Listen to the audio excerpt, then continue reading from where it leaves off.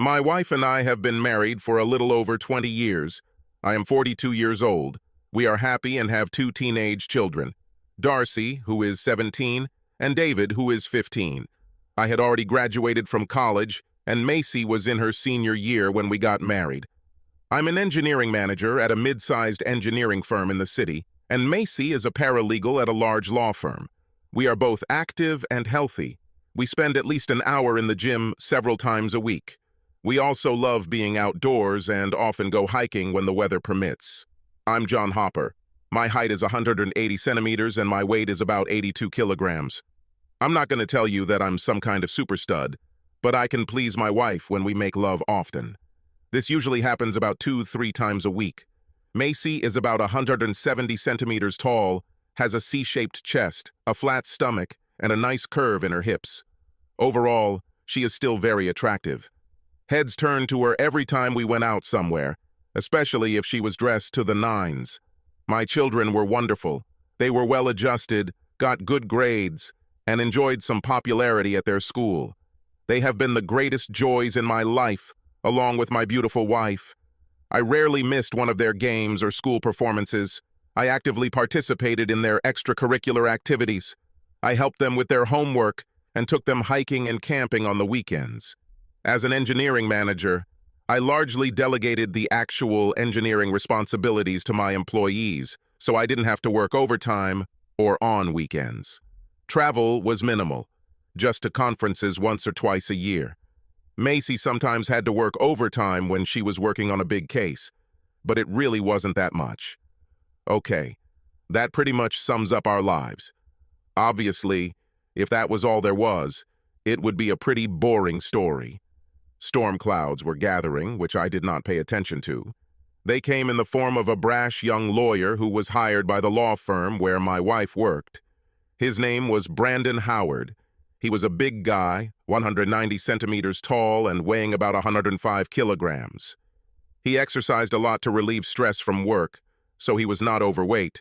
He was self-confident, brash, and arrogant. Moreover, he was constantly lonely. I first met him at one of my wife's work events. He continuously flirted with her all evening. She even flirted back a little as I stood there.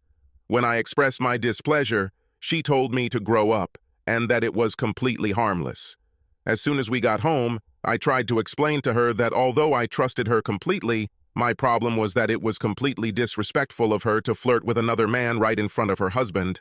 I don't think she fully agreed with me that she had behaved inappropriately, but she at least acknowledged my concerns. It took another day or two before everything returned to normal. Life continued for another 6 months. Macy was working on a major case that had been going on for about 2 years. It was finally coming to an end. She started working long hours. I know what you're thinking right now, and no, she wasn't fooling me. It was a legitimate matter and we discussed it thoroughly. She also called home at least once every evening to make sure everything was okay. There were also several other people working late. As I learned later, although they weren't actually having an affair, the flirting still continued and even intensified. The case was finally settled in favor of a client of my wife's firm. To celebrate, one of the senior partners rented a cabin about 4 hours away in the mountains. He invited everyone who worked on the case for a weekend with his significant other.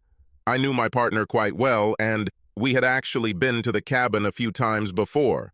As I already said, the children were 15 and 17 years old. They were quite responsible and at the age where they could take care of themselves. We decided to leave them home alone rather than leaving them with my wife's parents. Yes, I warned them against any bad behavior. With that decision made, Macy and I packed our bags and left on Friday afternoon. We reached the cottage in the early evening and carried our bags to the room we were to use. Other than having to put up with Brandon flirting with my wife all evening, it was pretty enjoyable. After telling my wife how unhappy she was about continuing to flirt with Brandon, I decided to just leave her alone and chat with Charles and Louise, the owners of the cottage. Like I said, I liked Chuck and Lou, as they preferred to be called in casual settings. We had quite a lot of similar interests. After dinner and sitting around the fire on the back deck, it was late, so I picked up my wife to put her to bed. I was actually very tired, and still a little angry with my wife, so I moved away from her and went to sleep. The next morning, I woke up to the smell of coffee. Macy was still asleep next to me, so I quietly got out of bed, put on shorts and a t-shirt, and then went in search of the wake-up juice. I walked into the kitchen to find Chuck and Lou busy preparing a large breakfast. Taking my coffee, I walked over and started helping. It was quite a production because besides Chuck and Lou, there were two other couples there, my wife and I and Brandon. George was another lawyer. He was here with his wife, Anne. Kathy was another paralegal who brought her husband, James. Eventually, everyone managed to get into the kitchen just as breakfast was starting. By the time I picked up my plate and headed to the table, I found Brandon had taken my seat next to my wife. "Sorry, but you are sitting in my place," I said kindly. "Oh, honey," Macy replied. "We're in the middle of a conversation. Could you sit over there, please, just now?" "But dear, I was a little busy helping. I was looking forward to sitting and chatting with my wife over breakfast. Everything will be fine just this once. After all, we can talk all the time, but I rarely get to interact with my colleagues outside the office." I was truly stunned. I decided that I really wasn't hungry after all, so I took my plate and put it on the counter. After refilling my cup of coffee, I walked out onto the back deck and sat alone. As I analyzed what had just happened, I remembered the expressions on several other faces when it happened. Something was going on here, and I had the distinct impression that I would not be happy with the outcome. As the day progressed, things didn't go so well. Macy spent most of her time next to Brandon. The only time she really spent with me was when we were both hanging out with other people. She was walking with Brandon when we went camping. We went swimming in the lake and she spent time with Brandon. I was able to remind her several times that she was my wife and not Brandon's girlfriend. She just laughed it off and said that my imagination was running wild.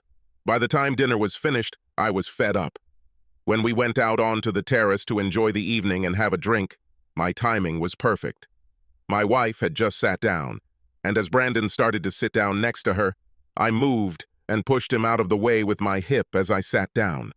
Macy was unhappy. She gave me one of her annoyed looks. I simply smiled back and took her hand. She tried to pull it away, but I just squeezed harder, refusing to let go. Instead, she practically refused to talk to me. It was quite an unpleasant couple of hours as everyone else felt the tension. I had finally had enough. This weekend turned into a complete disaster. I apologized, explaining that I was tired from the day's activities and got up to go to bed. I went into the kitchen to refresh my drink. My plan was to pack before bed so I wouldn't be rushed the next morning before heading home. I'm just twisted cap on a bottle of bourbon when Macy entered. "John, I need to talk to you for a minute before you go to bed." "Well, Macy, I'm kinda surprised by this. We had the whole day to talk, but you preferred to talk to everyone except me. In fact, you talked to Brandon almost non-stop, but you barely said a word to your husband." At least she had the decency to blush. "Yes, well, you see, I need to explain this. Then this should be interesting. First of all, I need you to understand that I have never cheated on you. Ever. Judging by the way you acted this weekend, I'm not so sure. This is true.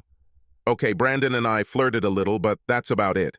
He never even really touched me, other than to help me overcome a few obstacles during our hike today. Now, as I said, I was completely faithful to you, and it would never even occur to me to cheat on you. But there are no buts in this. That's why I'm here talking to you. Now, I have to admit that there is quite a strong sexual attraction between Brandon and I. The flirting we were doing led to some sexual tension. That's why I need to tell you that I will spend the night with him. I needed to tell you and be honest, so it wouldn't be cheating. I'm not going to go behind your back. No. What? I said no. I'm not going to let that happen. Look, I've already made my decision on this matter. There's just so much sexual tension between us that I have to do this and see what it is. It's just this one time. And then when we get home tomorrow, I'll be all yours again. Let me be completely clear. I won't accept this. I won't approve of this. If you go through this, there will be dire consequences. I will stand behind this. Baby, if you really love me, you'll let me do this one time. Baby, if you really love me, you wouldn't even ask for this. Heck, you wouldn't even think about it. John, I really need to do this. This is just one time, then I will come back and be completely faithful to you again. Macy, do you remember our wedding vows? Especially the part about leaving everyone else? Moreover, since you feel the need to break this vow that you freely made in front of God and in front of all our friends and family, why should I believe this promise made quietly, without witnesses? Okay, John, I can see you're angry about this now. I really need to do this, so I'll see you in the morning. We can discuss this tomorrow on the way home. With these words, she turned and went back out into the street. Just like that, 20 years of a happy marriage were flushed down the toilet. She expected me to be a faithful husband and wait for her to fly back into my open arms the next morning. I don't work like that. We discussed this several times. More than one of our friends cheated on their spouse, and we talked about it.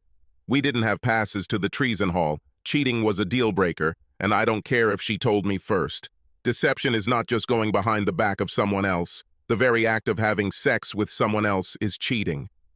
I poured my drink into the sink. I didn't need another one for what I was going to do. I went up to the room and collected all my things. I left Macy's things as is. She could take care of her own shit.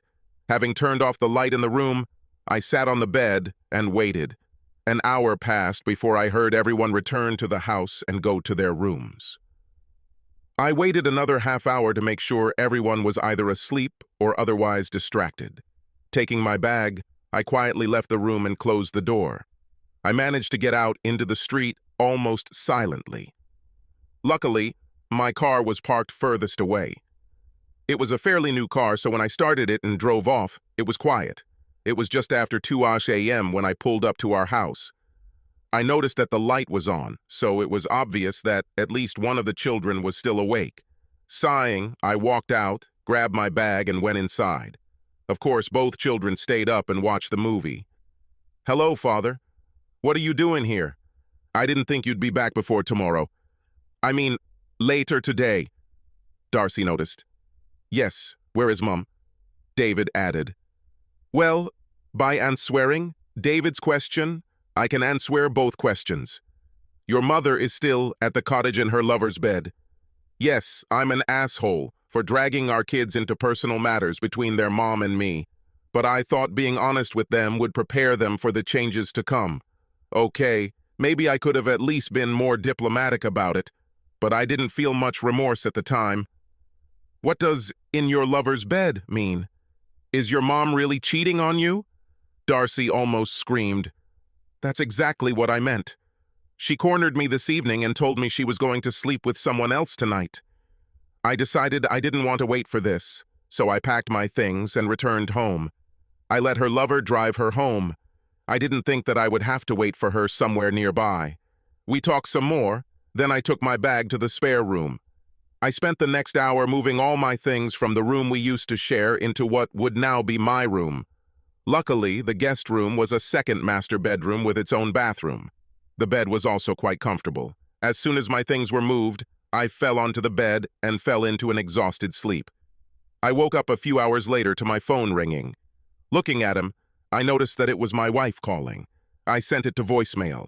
Looking closer, I saw that she had left half a dozen text messages, and this was her third call. Just for fun, I read the messages and listened to the voicemails. The first were her curious questions about where I had been and that breakfast was almost ready. Then they became concerned about where I was. The ones that were later were angry, demanding to know where I was and demanding that I get my ass back there so they could pick it up and take it home. The latter told me that she had to get someone to give her a ride and that she would kick my ass as soon as she got home. Well, I was already awake, so I had to get up and get ready to face the new day. Hurricane Macy will arrive in about 4 hours, and I needed to prepare for the storm. I had a feeling she would be angry.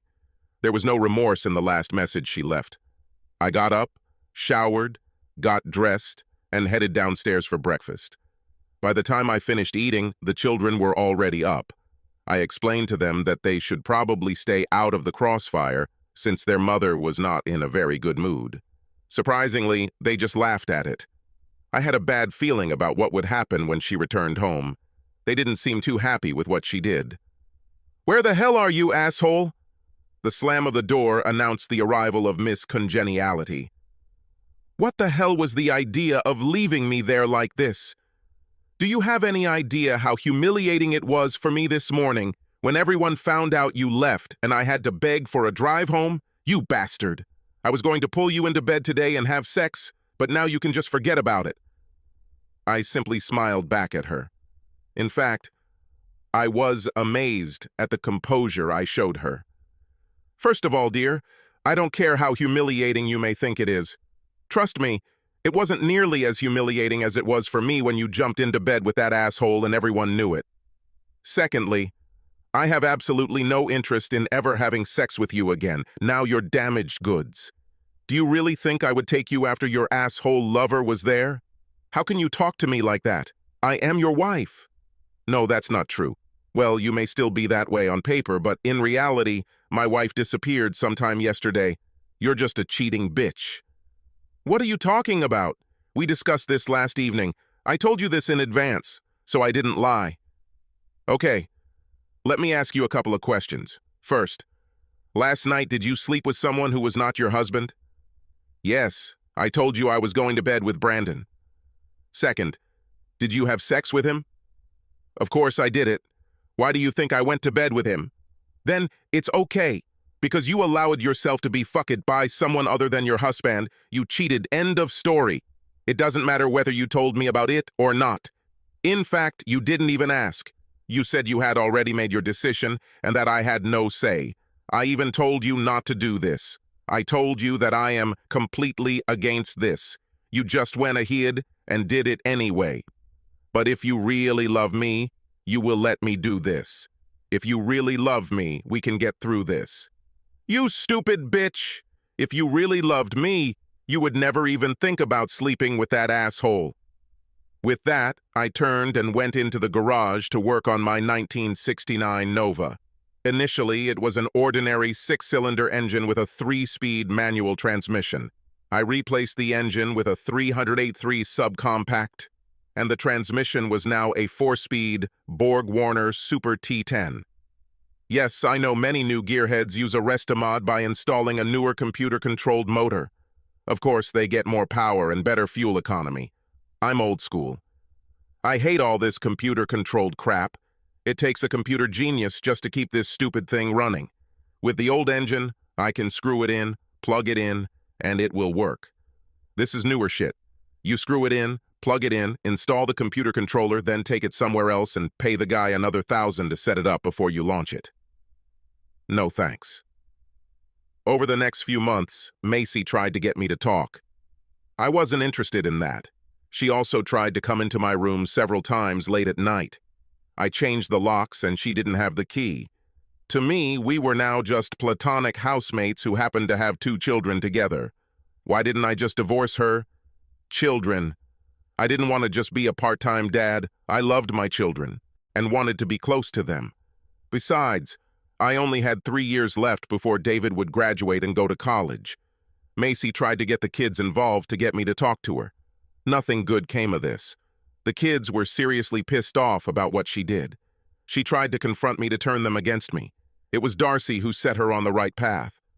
"Mother, Dad never told us anything bad about you. You, on the other hand, have complained to us about him several times.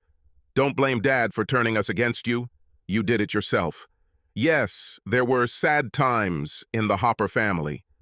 After 4 months, Macy began to wear very little clothing around the house when the children were not around. She started wearing very sexy lingerie to try to lure me into her bed, or into my bed, whatever works for me. I have to admit it was hard to resist at times. After all, she is a very sexy woman. However, I was determined. I simply could not get past her betrayal. 6 months have passed since that night. "I can't stand it anymore, John," she said, dressed in a transparent black peignoir. "I need you.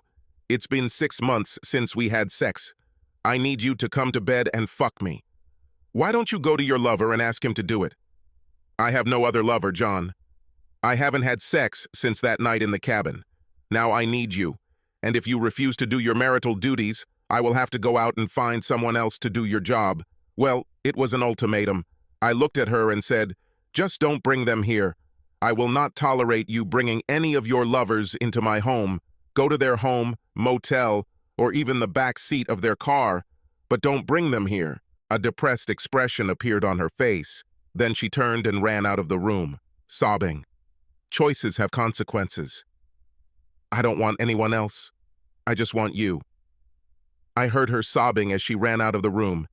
You might be wondering why I didn't take the opportunity to just fuck her. After all, she is a very beautiful woman, and it has been 6 months since I had sex with her. Well, it's true, and I gave in to temptation. The problem was that I simply could not accept the fact that she had willingly humiliated me in front of her coworkers. Every time I tried to think about having sex with her, all I could imagine was her coworkers laughing at me as she lay on his bed, having sex with him. Pictures of their copulation and sexual scenes passed through my imagination. I lost all desire for her. Sure, she was beautiful on the outside, but all I could see was the ugliness inside of her. This was a week later, Saturday evening. I was relaxing in the living room, drinking scotch and soda and reading a book. Macy came down the stairs and stood in front of me. She was wearing LBD jeans, stockings, 12 Cindiami CFM heels, and her expensive jewelry. Hair and makeup were done to perfection. She looked like she was ready to go to one of the most luxurious holiday parties we usually went to together. John, I need you. I want you. I beg you. Please take me upstairs and take me. I can't take it anymore, so if you're not going to take me, I'll go find someone who will. I told you last week that I would do it if you said no. This is your last chance. Please don't make me walk out that door. You look very cute, I answered. I have no doubt that you will find someone to spend the night with. Just be ready, because if you fuck someone else, I'll take that as your permission for me to do it too. If you walk out that door and have sex with another person, I would view it as an open marriage in which we are both free to have sex with other people. Damn it, John, this is not what I want. I willingly offer myself to you, but you continue to refuse me. I don't want sex with other people. I'm damn sure I don't want you to screw other women. You're driving me to this. It's not the same thing. If you don't need me anymore, why don't you just divorce me? Do you want this? Do you want me to divorce you? Damn it, no. I want you to take me as your devoted wife again. You weren't very loyal to me in the hut, so why should I expect you to be loyal to me now? Because I promised to be. And a little over 20 years ago, you vowed to be the same. What makes you think I can trust any of your promises now? Wonderful. If this happens, don't wait. Fine. If this is your choice, then I will begin to negotiate with a couple of ladies who have shown quite open interest in me. You're the one who's forcing this. If you go and fuck another woman, I'll divorce your ass so fast you won't even know what hit you. I will get the house, children, and more than half of the property. You'll end up living in a one-bedroom apartment and eating top-notch ramen because of all the child support and spousal support you'll have to pay. Then, just to annoy you, I will also interfere with your visits. Yes, good luck with that. You do realize that children are old enough to decide which parent they want to live with, right? Do you want to place a bet on who it will be? Continue. Go somewhere and have fun.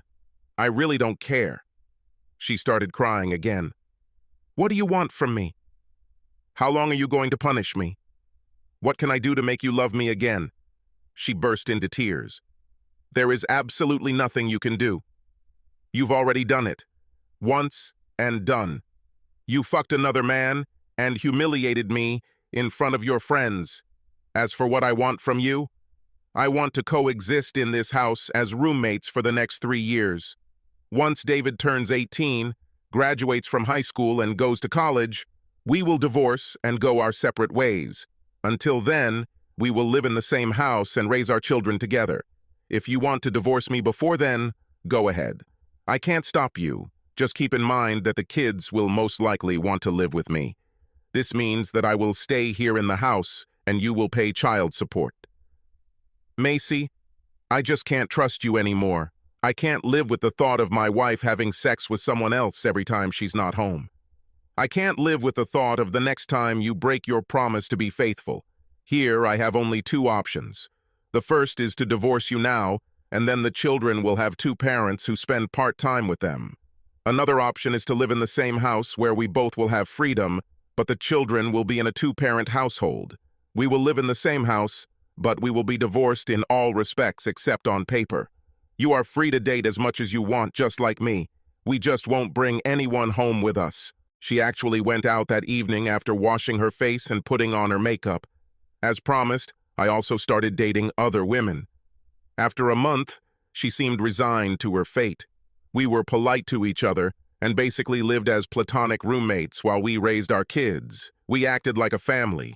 When one of us had a party, we usually went together. I had to maintain this farce in public. Of course, it didn't take long before all our colleagues realized what was happening. Heck, I dated several single women in my office, as did she with some of the guys she worked with. Yes, she constantly tried to lure me into her bed, but I mostly refused. Okay, of course, I gave in to her a couple of times. She was still a beautiful woman, and after a couple of drinks, I let my little head make a decision. I always wore a condom with her, and it was sex, not lovemaking. "So, is that all?" Macy said with tears in her eyes. "This is all," I replied as I loaded another box into my truck. "Thank you for 20 wonderful years, Macy." "It was 23 years ago." "I know." "Yes." Tears welled up in her eyes again. "A little over 3 years have passed. David has just moved into his dorm for college. Darcy was about to start her first year at university. The house was sold, and we were packing to move out. We went in different directions. The divorce had already begun, and we were simply biding our time until the final decision was made. The assets were divided 50-50. The kids' college bills were already fully funded. "I still love you, you know," she whispered. "I know. I'm sorry." "Me too." She turned to look at me, tears streaming down her cheeks. Will you call me sometimes? Come see me sometimes? Maybe we can meet from time to time. Please?" No commitment, just to see each other. My hatred for what she did has long since dissipated. I no longer felt the same love, but I didn't despise it either. In fact, I saw her as something of a friend. Besides, we were still connected by our children, and honestly, she was damn good in bed. Certainly, we can do it. In addition, we will have children's birthdays, graduations, weddings, and grandchild births that we will both attend. The children forgave Macy for what she did. Their relationship improved, but never returned to what it was before. Macy bought a small 3-bedroom apartment so her children could visit her when they came to town. I bought a small house with a couple of hectares of land and a workshop. It was a pretty small town, so we still dated occasionally. I called her and she called me. We even went somewhere together a few times. No, we never had a chance to get back together, although she tried. Each of us met quite often. She ended up having several fairly long-term relationships. I was just content to be single. I decided I'd had enough of being exceptional. For me, there are 2 reasons to be married. The first is to have and raise children. I had done it before and was too old to do it again. Another reason was the desire to grow old together and have a companion in their old age. It didn't really matter to me. I had a lot of friends and family if I got lonely. "John, I have a very big request to ask of you. I understand if you don't want to do this, but I would really like you to at least think about it. We had lunch at a good restaurant. 5 years have passed since the divorce. Ask right away. I assumed you needed something when you invited me to lunch today. By the way, where is your boyfriend?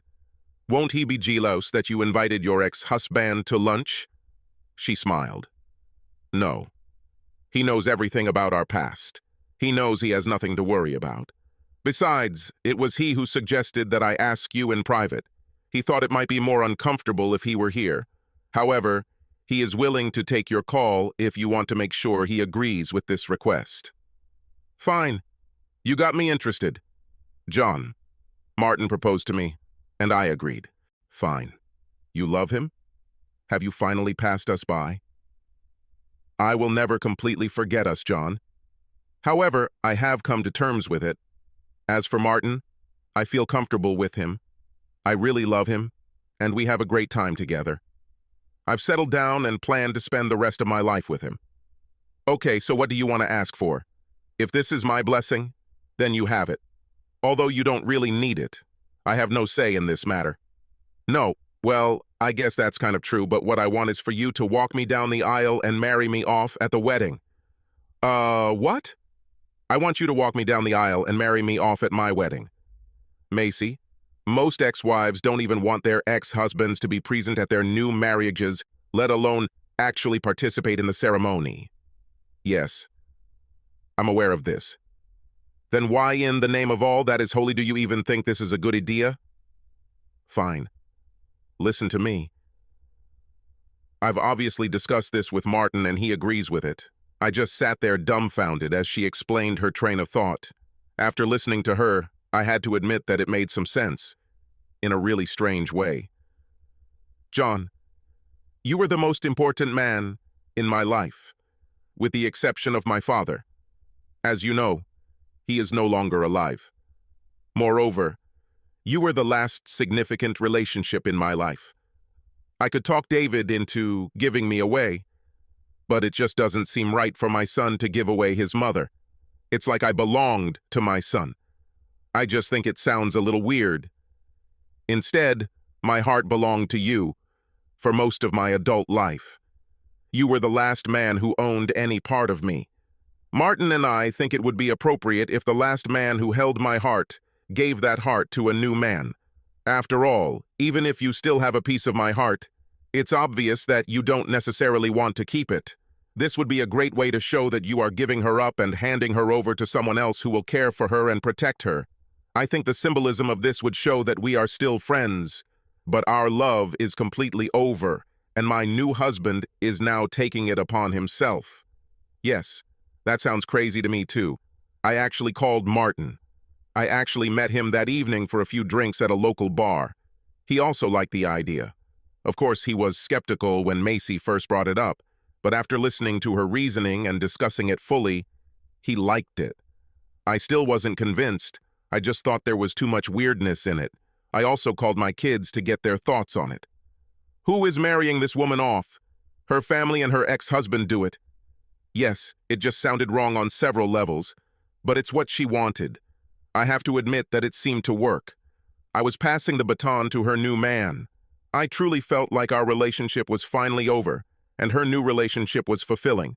Of course, there were a few comments, but mostly they were received positively. It certainly made the reception a lot of fun. Several ladies approached me and asked if I wanted to start a new relationship since I had finally ended my previous one. I think that among these women there may be 3 or 4 who could take a swing at me. Let's see. At least my weekends for the next month or two won't be